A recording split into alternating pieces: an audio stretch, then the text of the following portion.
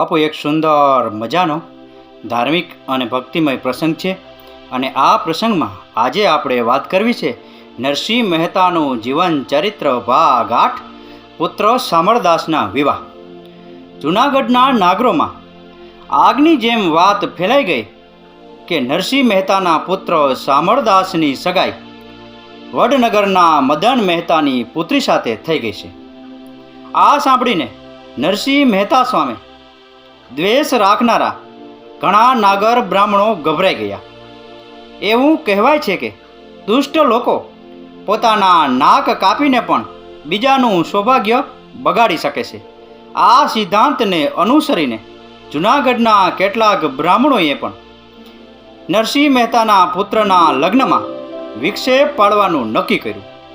તેમણે સારંગધરને તેમના નેતા તરીકે નિયુક્ત કર્યા અને એક બ્રાહ્મણ દ્વારા વડનગરમાં મદન મહેતાને સંબોધીને એક પત્ર મોકલ્યો. દીક્ષિતજી વડનગર પાછા ફર્યા પછી મદન મહેતાએ લગ્નની તૈયારીઓ શરૂ કરી. ઘરને શણગારવામાં આવી રહ્યું હતું. જાનના ઉતારા માટે જગ્યા તૈયાર કરવામાં આવી રહી હતી. લગ્નના સમારોહ માટે વ્યવસ્થા કરવામાં આવી રહી હતી. ગીત સંગીત માટે પૂરજોશ તૈયારી કરવામાં આવી રહી હતી. રાજ્યના સૌથી શ્રીમંત વ્યક્તિઓ, શહેરના ઉમરાવો અને સગા સંબંધીઓને આમંત્રણ મોકલવામાં આવી રહ્યા હતા.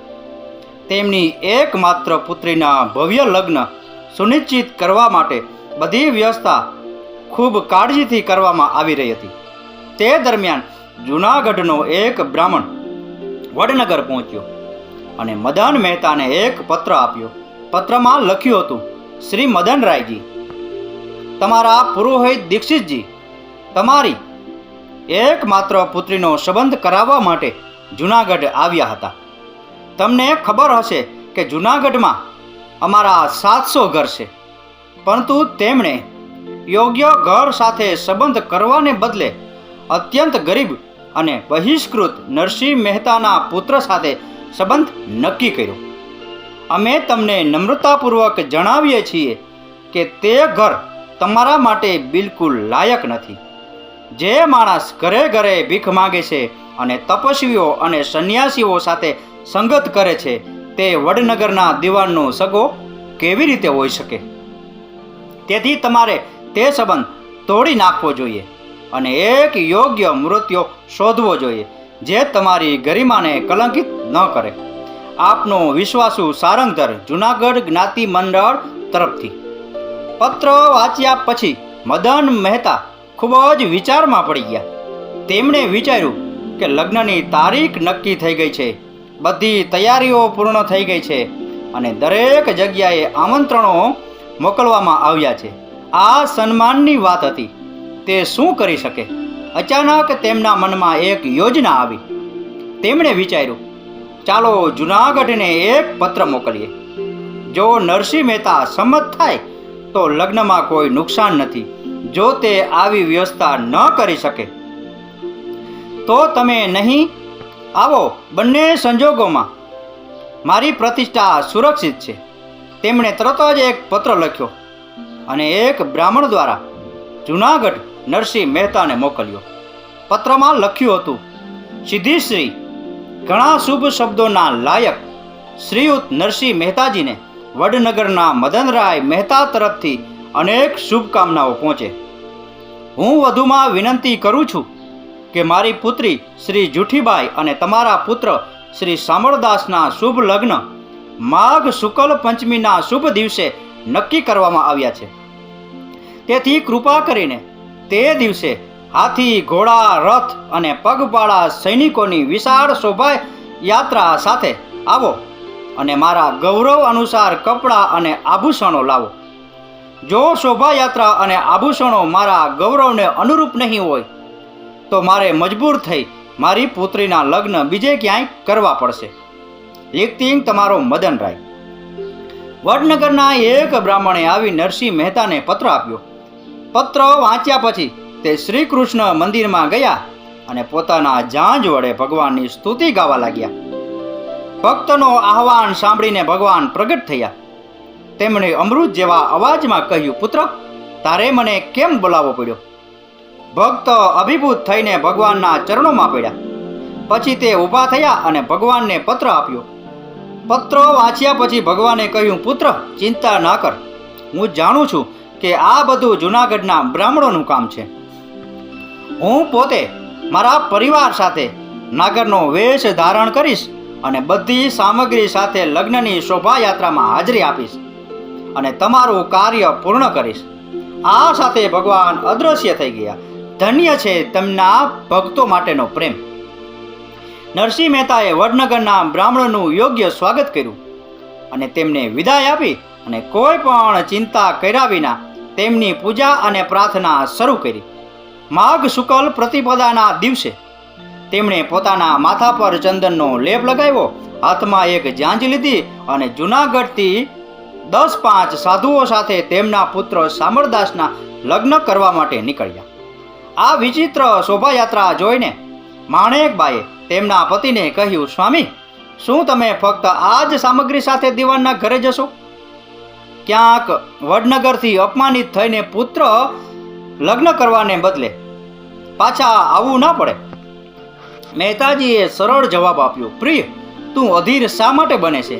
જ્યારે મેં સ્વીકાર્યું છે કે મારો દીકરો નથી તો પછી મારું અપમાન કેમ થાય અને મારે શેની ચિંતા? જેનો આ દીકરો છે તે બધી વ્યવસ્થા પોતે કરશે અને અપમાનથી બચવાની ચિંતા પણ તે જ કરશે. જ્યારે જૂનાગઢના નાગર બ્રાહ્મણોએ આ અનોખી જાન જોઈ ત્યારે તેમના આનંદનો કોઈ પાર નહોતો. તેઓએ વિચાર્યું કે હવે તેમનું કાર્ય પૂર્ણ થશે. નરસિંહ મહેતા અને તેમના સાથી દીક્ષિત પુરોહિતનો બધો ઘમંડ સરળતાથી અદૃશ્ય થઈ જશે. આ ભિખારીની હિંમત જુઓ. તેણે દીવાનની પુત્રી સાથે લગ્ન કરવા માટે ભિખારીઓની ટોળી ભેગી કરી છે. આ વખતે તેની પોલ છતી થઈ જશે જ્યારે વડનગરના લોકો તેની લંગોટ અને ઝાંઝ છીનવીને તેની પૂજા કરશે. ત્યારે તે પોતાનું કીર્તન કાયમ માટે ભૂલી જશે અને આપણે પણ શાંતિથી સૂવા મળશે. પણ નરસિંહ મહેતાને શેની ચિંતા? તે તો ફક્ત કીર્તન ગાતા ચાલતા હતા. થોડે દૂર ચાલ્યા પછી તેમણે આગળ ડેરા તંબુ નાખેલ એક મોટી જાન ઊભેલી જોઈ. તેમની પાસે જઈ તેમણે સ્વયં ભગવાનને ગૃહસ્થ સ્વરૂપમાં જોયા અને ભક્તિ ભાવથી તેમને પ્રણામ કર્યા. પછી નરસિંહ મહેતાએ પ્રેમાળ સ્વરે કહ્યું, પ્રભુ, હું કલ્પના પણ નહોતી કરી શકતો કે તમે મારા માટે આટલું ભવ્ય સ્વરૂપ ધારણ કરશો અને મારું કાર્ય પૂર્ણ કરશો. વત્સ, આમાં આશ્ચર્ય પામવા જેવું શું છે? હું હંમેશા મારા ભક્તને આધીન છું. ભક્ત જે ભાવથી મને ભજે છે તે જ પ્રમાણે મારે રૂપ ધારણ કરવું પડે છે. શું મેં ગોપીઓની લાગણીઓ મુજબ રૂપ ધારણ કરી તેમની ઈચ્છા પૂર્ણ નહોતી કરી? જ્યારે બાળ ભક્ત પ્રહલાદને ઝેર પીવાની ફરજ પાડવામાં આવી હતી ત્યારે શું મેં ઝેરનું રૂપ ધારણ કરી તેનું રક્ષણ નહોતું કર્યું? વત્સ, મારા ભક્ત માટે કોઈ કાર્ય કરવું મારા માટે મુશ્કેલ નથી. ભગવાને નરસિંહ મહેતાને સાંત્વના આપી. ત્યાંથી જાન ખૂબ જ ધામધૂમથી નીકળી. તે હાથીઓ, ઘોડાઓ, રથો અને પદયાત્રીઓની ચતુરંગી જાન હતી. વિવિધ પ્રકારના સંગીત વાગી રહ્યા હતા. અસંખ્ય ગાડા, તંબુઓ અને શણગારથી ભરેલા હતા. સ્વયં ભગવાન દ્વારકાધીશ જાન લઈને જઈ રહ્યા હતા. ત્યારે તેમાં કઈ વાતની કમી હોઈ શકે? શોભાયાત્રા સમયસર વડનગર પહોંચી અને ચોક્કસ સ્થળે આવીને રોકાઈ ગઈ. શોભાયાત્રાની ભવ્યતા જોઈને બધાએ કહ્યું કે જાણે કોઈ ચક્રવર્તી રાજા પોતાના પુત્રના લગ્ન કરાવવા આવ્યો હોય. આ બાજુ મદન મહેતાએ પણ પોતાની સંપત્તિને અનુરૂપ લગ્નની વિસ્તૃત તૈયારીઓ કરી હતી. દૂર દૂરથી સંબંધીઓ અને મિત્રો લગ્નમાં હાજરી આપવા આવ્યા હતા. જાનના આગમનની વાત સાંભળી બધા જ તેમનું સ્વાગત કરવા માટે સ્થળ પર આવી પહોંચ્યા. જાનની ભવ્યતા જોઈ બધા આશ્ચર્યચકિત થઈ ગયા. તેમણે વિચાર્યું, કોઈ રાજા પણ આવી જાન ન લાવી શકે. જે માણસ મારે લગ્ન કરવા આવ્યો છે તે કોઈ સામાન્ય માણસ ન હોઈ શકે. મેં તેમને આ ઘમંડ ભરેલો પત્ર લખી મોટી ભૂલ કરી છે. આ જાનને ભોજન પૂરું પાડવાનું તો ઠીક, હું તેમને પૂરતું પાણી પણ આપી શકતો નથી. આમ વિચારી તે ઝડપથી નરસિંહ મહેતાને મળવા ગયા. જ્યારે તે ભગવાન શ્રી કૃષ્ણના તંબુ પાસે પહોંચ્યા ત્યારે તેણે અનુમાન લગાવ્યું કે આ તેના વેવાઈનો તંબુ હશે. તેણે રક્ષક દ્વારા સંદેશ મોકલ્યો કે મદનરાય તેને મળવા આવ્યા છે. પરવાનગી લીધા પછી રક્ષક તેને અંદર લઈ ગયો. ભગવાનને નમસ્કાર કરી તેણે કહ્યું, નરસિંહ મહેતાજી, હું તમને નમસ્કાર કરું છું. થોડી રમૂજની ભાવના સાથે ભગવાન કૃષ્ણે કહ્યું, મદનરાયજી, હું ફક્ત તેમનો તુચ્છ સેવક છું. આવો, હું તમને તેમની પાસે લઈ જાઉં. ભગવાન શ્રી કૃષ્ણ તેમને પોતાની સાથે લઈ ગયા અને નરસિંહ મહેતા પાસે આવ્યા. ખૂબ જ સરળ પોશાક પહેરેલો ભક્તરાજ કેટલાક ભક્તો સાથે બેઠા હરિકીર્તનનો પાઠ કરી રહ્યા હતા. તેઓ ભજનમાં એટલા મગ્ન હતા કે તેઓ બહારની દુનિયાથી અજાણ હતા. પોતાની સ્થિતિ અને અપાર સંપત્તિ વચ્ચે આ સાદગી જોઈ મદન મહેતાનું ગૌરવ તૂટી ગયું. તેણે આવા સત્પુરુષને પોતાના વેવાય તરીકે મળવા બદલ મનોમન પોતાના સૌભાગ્યની પ્રશંસા કરી. ભગવાને નરસિંહ મહેતાના ધ્યાનને અટકાવ્યું અને તેમને મદનરાયજી સાથે પરિચય કરાવ્યો.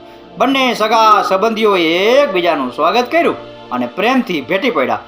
શુભેચ્છા સંદેશની આપલે કર્યા પછી મદન મહેતાએ પોતાની બેદરકારી બદલ માફી માંગી અને કહ્યું, ભક્તરાજ, આજે તમારી સાથે સંબંધ જોડાવાથી મને ઘણો આનંદ થયો છે.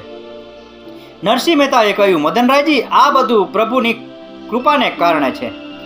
મદન મહેતાએ ભગવાન શ્રી કૃષ્ણ અને નરસિંહ મહેતાનું શ્રેષ્ઠ સ્વાગત કર્યું અને વર પૂજાની વિધિઓ કર્યા પછી પોતાની પુત્રીનું કન્યાદાન કર્યું. લગ્ન સમારોહ ખૂબ જ ભવ્ય રીતે યોજાયો હતો.